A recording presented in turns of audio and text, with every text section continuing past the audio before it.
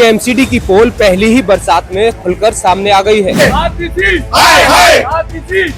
और एक ही रात में आप देखिए किस तरह से पूरी गली में पानी पानी हो गया है। ऐसी बेशर्म और नकारा सरकार है जिसकी मंत्री स्वयं अपने घर एयर कंडीशन में धरने पे बैठी है।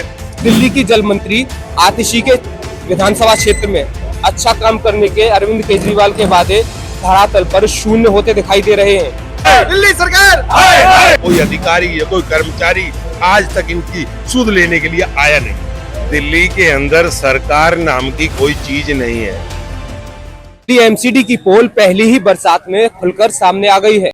यहाँ केवल एक रात बरसात हुई और एक ही रात में आप देखिए किस तरह से पूरी गली में पानी पानी हो गया है। हम मौजूद हैं ओखला के श्रीनिवासपुरी में, जहाँ पर एस ब्लॉक में केवल एक रात की बरसात के बाद हर तरफ पानी ही पानी है। यह क्षेत्र आता है दिल्ली की जल मंत्री आतिशी के विधानसभा क्षेत्र में। आप सोचिए कि जब दिल्ली की जल मंत्री के क्षेत्र में यह हालात है तो बाकी शहर में, पूरी दिल्ली में क्या हालात होंगे, लोगों को किस तरह परेशानियों का सामना करना पड़ रहा होगा।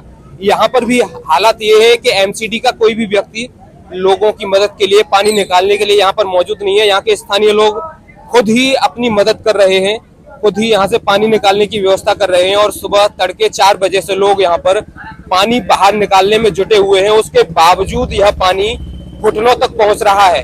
यानी कि दिल्ली में अच्छी व्यवस्था और अच्छा काम करने के अरविंद केजरीवाल के वादे धरातल पर शून्य होते दिखाई दे रहे हैं।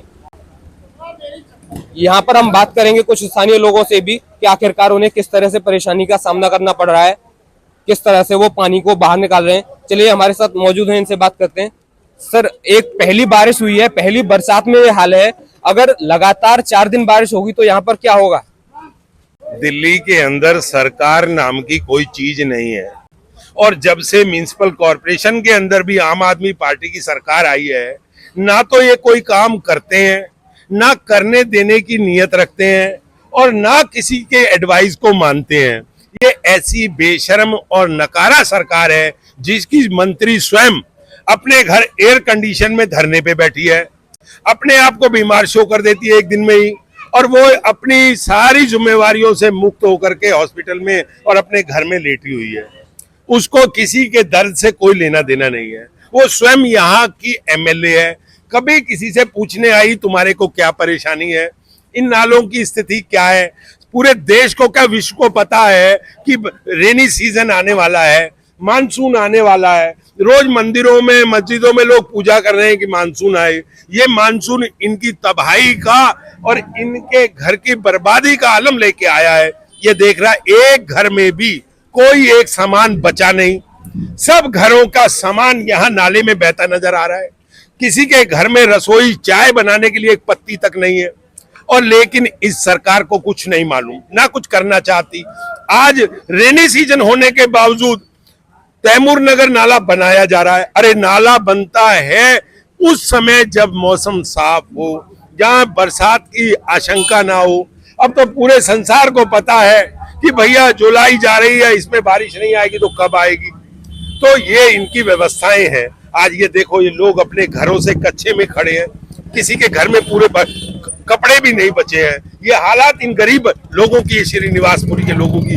महारानी बाग पूरा डूबा पड़ा है, उनके घर में, किचन में कहीं ऐसी जगह नहीं है जहां वो खड़े हो सके। और लेकिन दिल्ली सरकार, ना उसके अधिकारी उनके कानों पे ना जू रह रही है। और हम पूरी रात से यहाँ लगे हुए हैं इनके दर्द के बीच में, इनकी व्यवस्थाओं के लिए।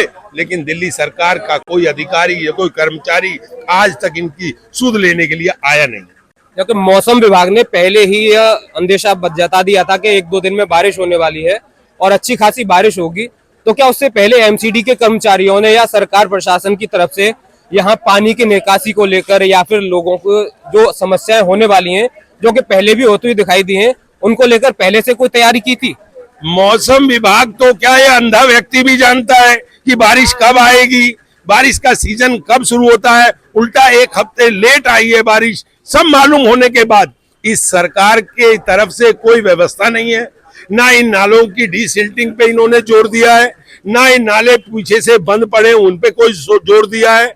कि लोगों के घरों में नुकसान हो रहा है, इन्हें इनसे कोई लेना देना नहीं है। उन्हें ना किसी के दर्द से लेना है, ना दुख से लेना है। उन्होंने तो राजनीतिक रोटियां सेकनी है, उन्होंने राजनीतिक बयान देने हैं और लोगों के खून चूसने का काम करना है। आतिशी हाय हाय आतिशी हाय हाय आतिशी हाय हाय आतिशी हाय हाय आतिशी हाय हाय आतिशी हाय हाय आतिशी हाय हाय दिल्ली सरकार, हाय हाय दिल्ली सरकार, हाय हाय आतिशी। हाय हाय।